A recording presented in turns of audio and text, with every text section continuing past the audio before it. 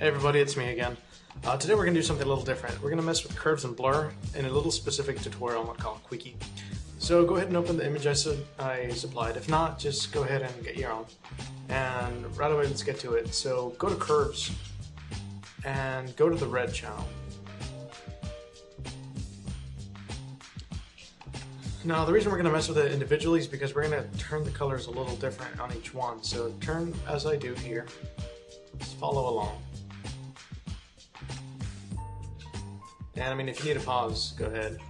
Alright, now, as you can see, it changes the colors just a little bit, like on the shadows and such. It kind of turns them a little more colorful and rich in like the blue and green tones.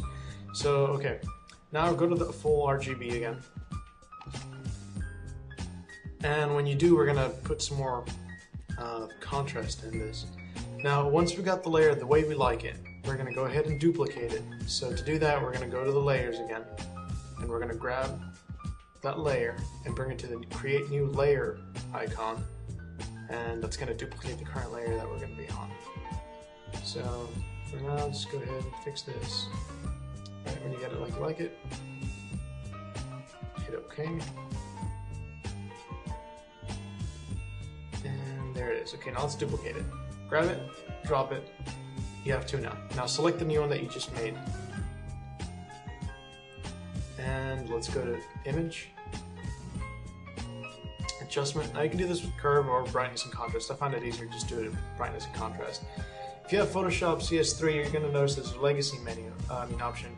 Go ahead and put it on so you can get this crazy contrast that is no longer available with the new contrast tool. So do that, put it on something really crazy. And now we're going to go to the blurring option.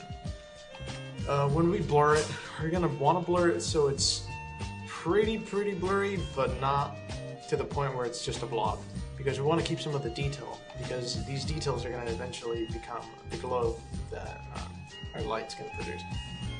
So go to Gaussian blur under filter, and mess with it however your picture looks better. I mean, each picture is going to have a different resolution, so whatever you think works will work for you. Alright, so whenever you got it the way you need it,